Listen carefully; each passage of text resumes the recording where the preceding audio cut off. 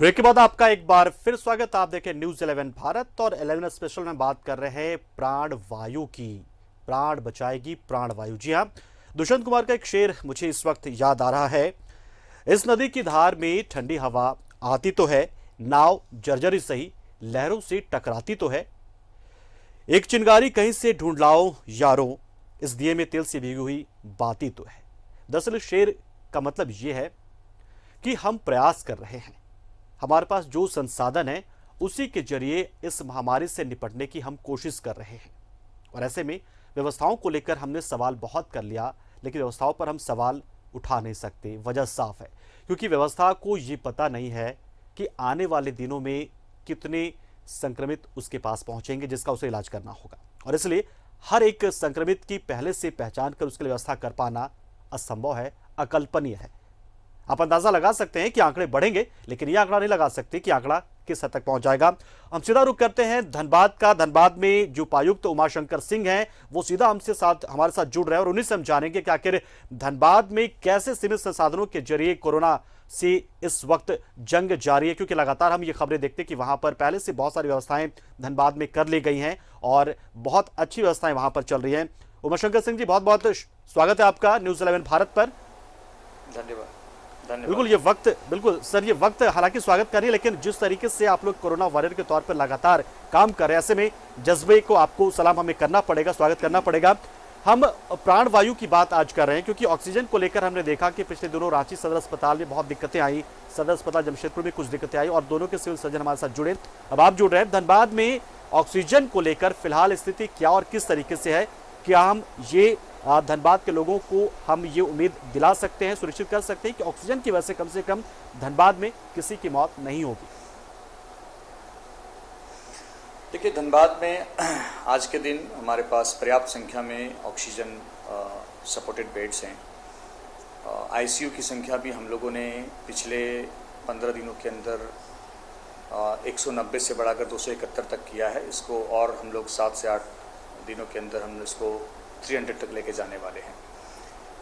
इसके साथ ऑक्सीजन की रिफिलिंग को लेकर हम लोगों ने जो विशेष योजना बनाई है, जिससे कि जो हमारे मैनीफोल्ड होते हैं वहाँ पर किसी प्रकार की कोई दिक्कत ना हो। मैनीफोल्ड में 24 घंटे हमारे मजिस्ट्रेट होते हैं, सीसीटीवी से उसकी निगरानी होती है। मैनीफोल्ड से रिफिलिंग स्टेशन तक जो हमारी वाहन जाती है वो वाहन डेडिकेटेड हर मैनीफोल्ड के लिए अलग अलग होती है। उसमें जीपीएस सिस्टम हम लोगों ने लगा रखे हैं। 24 घंटे कंट्रोल रूम से विशेष दंडाधिकारी के द्वारा उसकी निगरानी होती है। रिफिलिंग स्टेशन पर भी दंडाधिकारी होते हैं और उनसे लगातार बातचीत होती है कि यदि एक सर्टेन थ्रेशोल्ड के बाद डिले हो रहा है तो एक अलार्म हमारे पास आता है और हम तुरंत फिर वहाँ के रिफिलिंग स्टेशन के जो ओनर होते हैं, यहाँ के जो पदाधिकारी होते हैं, उनसे बात करते हैं और रिफिलिंग को फास्ट कराते हैं। इसके अलावा हम लोगों ने अपने सदर हॉस्पिटल में तकरीबन 100 रिज़र्व स्टॉक हमेशा रखने का हम लोगों ने एक बनाया हुआ है सिस्टम, जिसमें कि किसी भी कीमत पर किसी भी निजी संस्थान में या सरकारी संस्थान में अगर ज़रूरत महसूस होती है तो हम तुरंत वहाँ से रस कराते हैं। कुछ दिनों पहले रांची के लिए संजीवनी वाहन की शुरुआत माननीय मुख्यमंत्री महोदय ने की थी। सेम संजीवनी वाहन ऑलरेडी हमारे यहाँ चल रहा है और कल से हम 2 डेडिकेटेड वाहन हमारे सदर हॉस्पिटल में शुरू कर रहे हैं, जिसमें 40 की संख्या में हमेशा भरे हुए ऑक्सीजन जंबो सिलेंडर तैयार रहेंगे।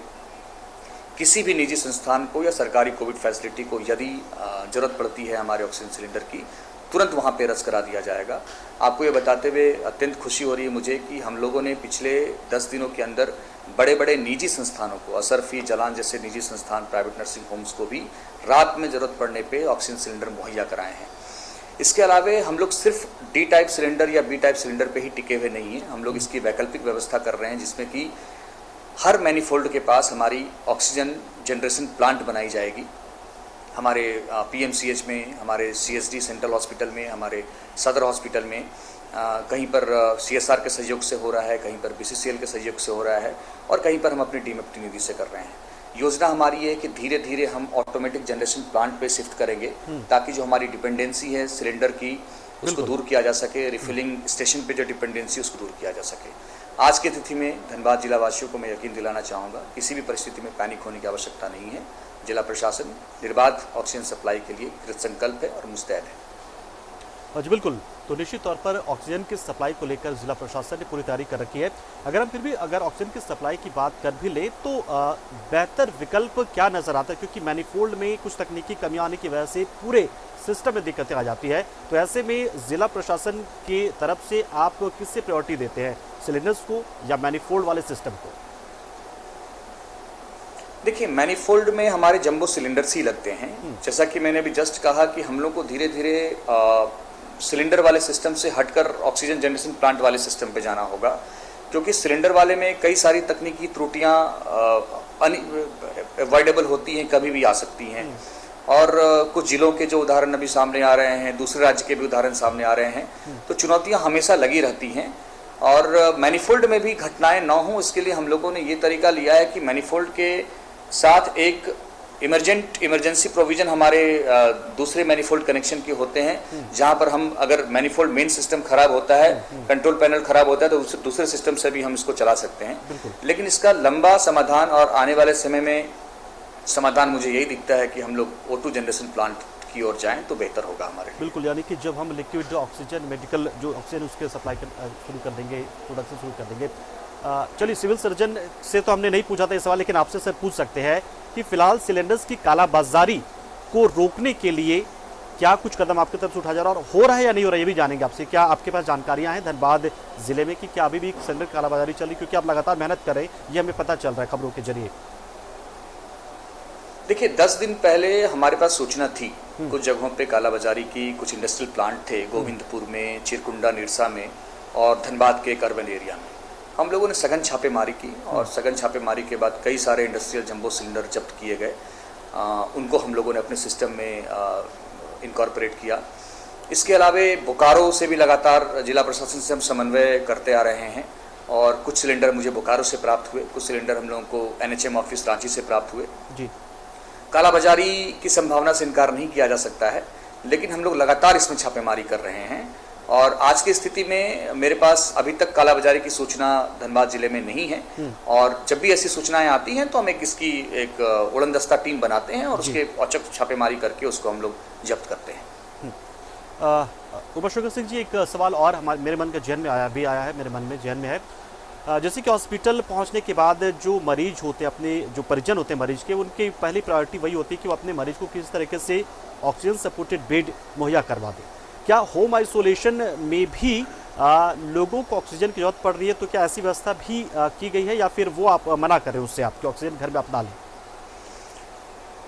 नहीं, इसमें आप ऑल इंडिया जो प्रैक्टिस देखेंगे, जो हमारे डॉक्टर्स हैं उनका एक्सपर्ट एडवाइस देखेंगे, तो घर में बिना एक्सपर्ट के सुपरविजन के आपको ऑक्सीजन सिलेंडर के माध्यम से ऑक्सीजन सप्लाई नहीं करना चाहिए।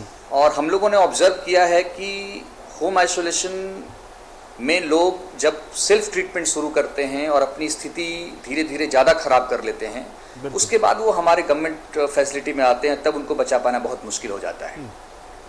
हमारे पास पर्याप्त संख्या में O2 सपोर्टेड बेड हैं। हम अक्सर लोगों को ये मैसेज देते हैं कि जैसे ही सिम्टम्स आपके आए और आप मॉडरेट टू सीवियर की जोन में चले गए, आप अगर माइल्ड है तो माइल्ड में आपको होम आइसोलेशन में कोई दिक्कत नहीं है। आप हमारे एक्सपर्ट एडवाइस जो हमारे टेलीमेडिसिन से मिलता है उसके माध्यम से आप दवा खाएंगे, आप ठीक हो जाएंगे। लेकिन जैसे ही आप मॉडरेट में शिफ्ट होते हैं और सीवियर में शिफ्ट होते हैं, वहाँ पर आपको होम आइसोलेशन में नहीं रहना चाहिए। वहाँ पर ऑक्सीजन की सप्लाई भी शायद आपको ठीक नहीं कर पाएगी। ऐसी स्थिति में आपको तुरंत कोविड हेल्थ फैसिलिटी की ओर मूव करना चाहिए, जहाँ पर आपको डॉक्टर की देखरेख में दवाइयाँ दी जाएंगी, ऑक्सीजन सपोर्ट दिए जाएंगे, जहाँ पर पाइप वेंटिलेटर या HFNC के माध्यम से हाई फ्लो ऑक्सीजन आपको दिया जाएगा, तो ही आपका बेहतर इलाज हो पाएगा। तो होम आइसोलेशन में ऑक्सीजन सप्लाई देना और लोगों को खुद इसका प्रयोग करना, आई थिंक ये इसको डिस्करेज किया जाना चाहिए, और ये एक अस्थायी समाधान कभी नहीं हो सकता है। बिल्कुल। अच्छा डॉक्टर साहब, बहुत सारे ऐसे मरीज पहुंचते होंगे जिनका ऑक्सीजन लेवल तो ठीक रहता है, लेकिन वो चाहते हैं कि उन्हें ऑक्सीजन मिले, तो क्या ऐसी चीज़ों को डॉक्टर पहले से भांप लेते हैं, या ये दिक्कतें आ रही है कि मेडिकली ये दिक्कत होती है कि आपका ऑक्सीजन सैचुरेशन लेवल 94 तो है, लेकिन आप कहते हैं कि सांस में दिक्कत है, तो ऐसी चीज़ों को भी तो रोका जा रहा होगा, तो क्या डॉक्टर इसको पकड़ पाते हैं, और जिला प्रशासन के सामने ये क्या चुनौतियाँ बन रही है ये सब? देखिए बहुत अच्छा सवाल आपने पूछा। हम लोगों ने यहाँ पे प्रयास किया अपने कंट्रोल रूम में। हमारे कंट्रोल रूम में 3 डॉक्टर हर शिफ्ट में 24 घंटे टेलीमेडिसिन में रहते हैं और 3 डॉक्टर की टीम टोल फ्री नंबर से पे मौजूद रहती है, जिसमें कि कोई भी व्यक्ति चाहे वो पॉजिटिव हो या उसके अंदर सिम्टम्स आया हो, वो तुरंत फ़ोन कर सकता है और अपने बारे में जानकारी दे सकता है।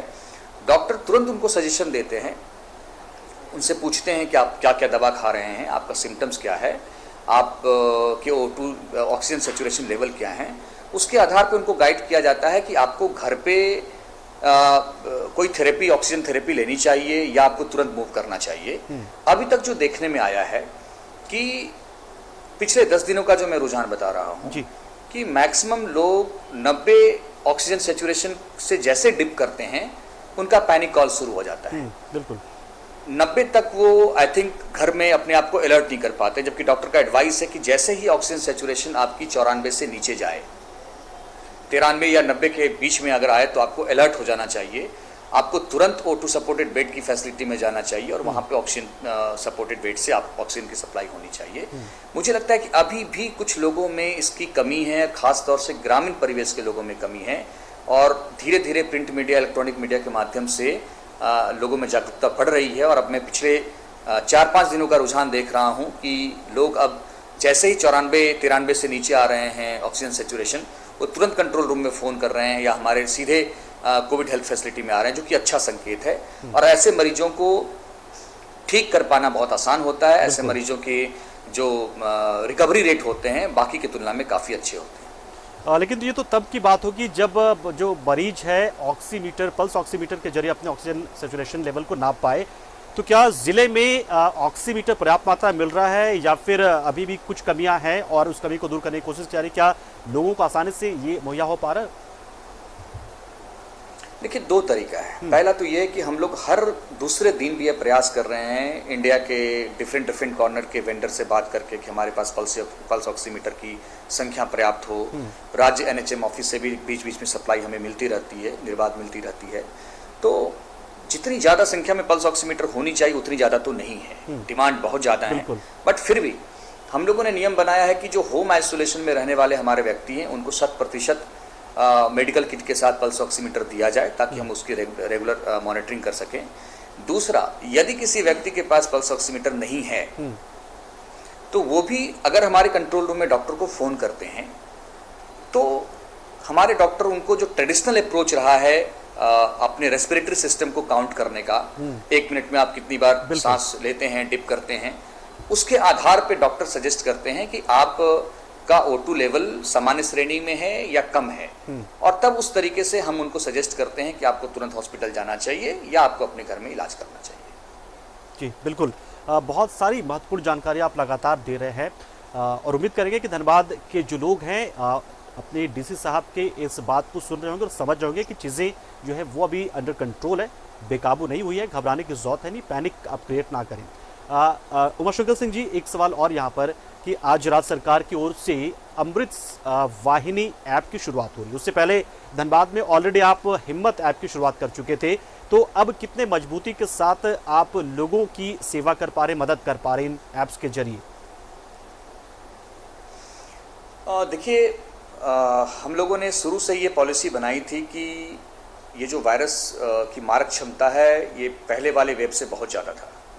और हम लोगों ने जो डेटा की एनालिसिस की वो ये दिखा रहा था कि मैक्सिमम जो डेथ हुए हैं हमारे 45 से 60 ग्रुप में, एज ग्रुप में। तो हम लोगों ने ये नियम बनाया कि किसी भी कीमत पे 45 से ज़्यादा उम्र वाले लोगों को हम होम आइसोलेशन अलाउ नहीं करेंगे जी।